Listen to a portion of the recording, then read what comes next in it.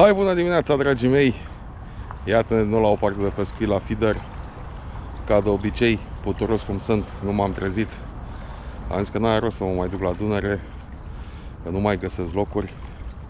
Așa e când ești putoare și nu te trezești. Am venit pe Mihăilești.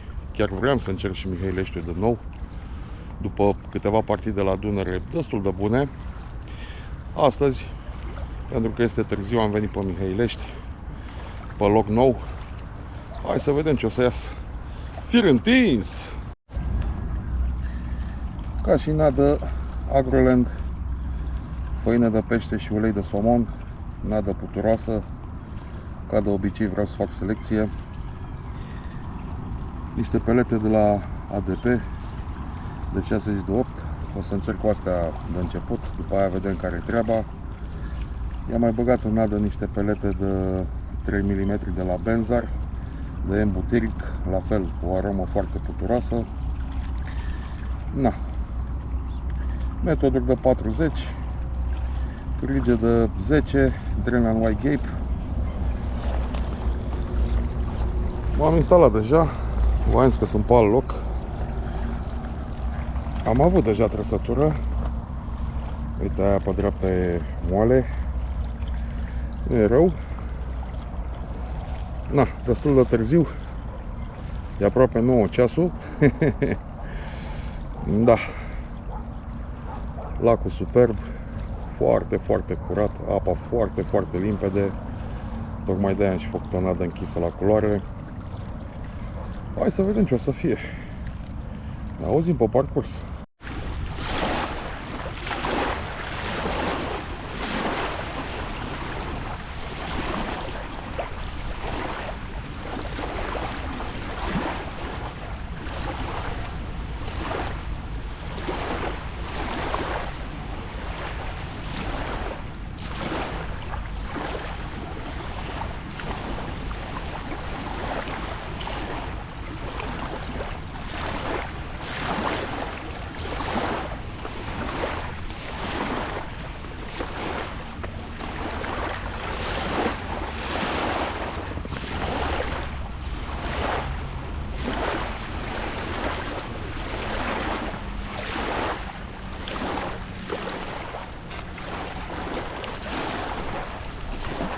Oho, oho, oho, frumușică, frumușică.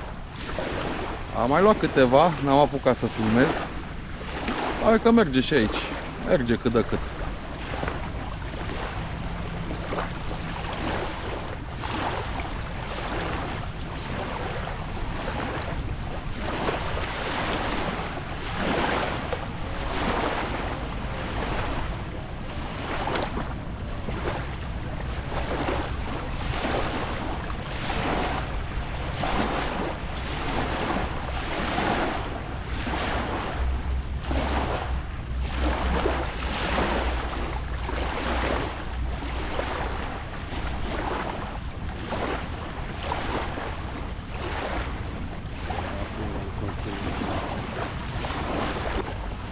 Uitați, bă, felie, bă!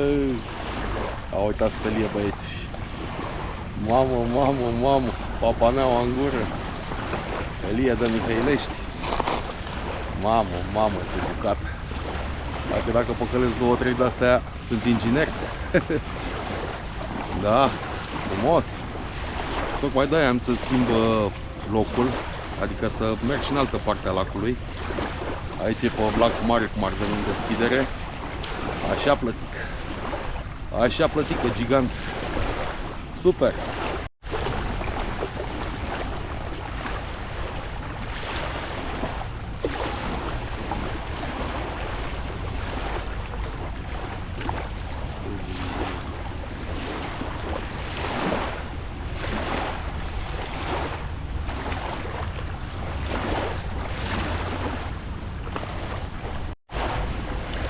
Mama, mă plătică.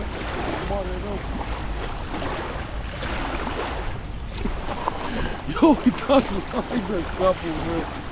Cea mai mare plătică mea prinsă ever. Doamne, doamne, doamne. Uitați felie. Uitați felie. Ce ai, mă, pasărie, nu poți să ții. Doamne! Ia uitați bucata de plătică. Ia uitați bucata de plătică, dragilor. Ia uitați felie frumoasă. Ia uitați felie. Cred că are 2 kg, 2 kg și... Mamă, ce bine am făcut că am schimbat locul. Așa pe superbi. Ma! Calma-te! Păi, ești nebun.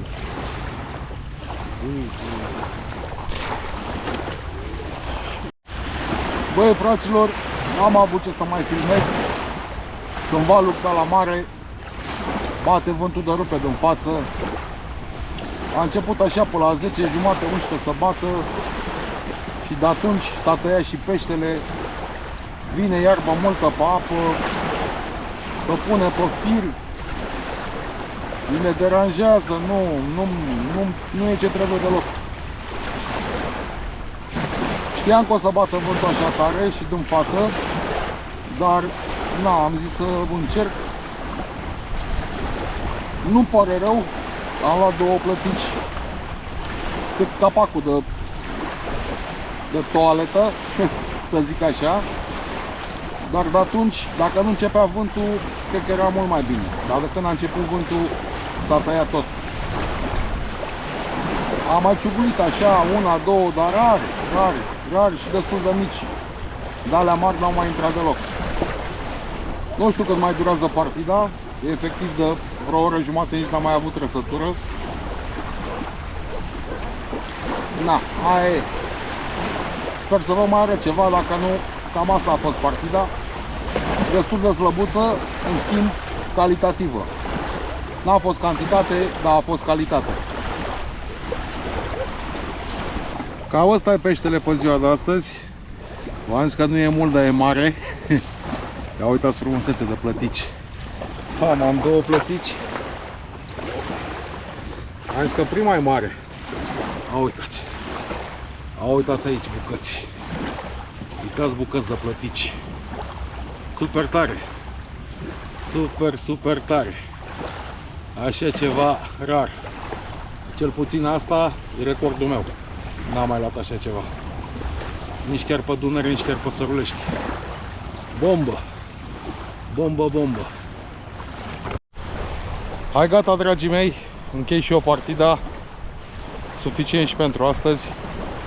Nu prea a fost cine știe ce activitate. Din păcate m-am trezit târziu.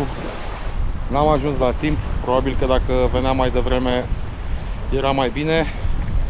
Tot ce am prins, la fel ca și în ultimele dăți aici. Dimineața am mâncat. Apoi ușor cum a început vântul pe la 10 jumate, 11 maxim, a început vântul să bată tare, fix în față. S-a terminat cu tot. Aducea foarte multă vegetație, brădiși, plauri, de toate, nuferi. Încărca firele, mișca metodurile. N-a fost ce trebuie. A fost ce trebuie din cauza vântului. Oricum, am reușit să îndobor recordul la plătică. N-am mai prins niciodată o plătică atât de mare. Deci ca să vedeți ce pești zac pe aici. Sunt pești mari, dar rari. Trebuie căutați. Poate nici locul ăsta pe care m-am pus eu n-a fost cel mai fericit. Data viitoare o să încerc altul. E lacul destul de mare, poți să dai oriunde. Lacul Mihăilești, bineînțeles, super, ca de obicei. Foarte nervos astăzi în cauza vântului. A bătut foarte tare vântul. 30, 40, habar n-am. Tare. Valuri ca la mare. N-are nimic. Distracția a fost super. Aer curat. Doborât record la plătică. Ce mai mă? E pe plus. Na, cam atât de pe aici. Cam asta a fost partida, dragii mei. Nu uitați, dacă vă place ce vedeți la mine pe canal, puteți să vă abonați. Lăsați și voi un comentariu la clipurile la care vă uitați, că nu vă costă absolut nimic. Puteți să mă înjurați, să faceți ce vreți voi. Lăsați și voi acolo un comentariu, să văd că chiar că munca mea contează pentru voi. Atât a fost. Data viitoare vedem ce mai facem. Poate o Dunăre, poate tot pe lac, nu știu. Mă gândesc. Aș vrea tot pe lac, că aș vrea să mă răzbun un pic. Aș vrea să dau de plătici de alea mari. Da, Vrabia mă la visează. Hei, fir întins!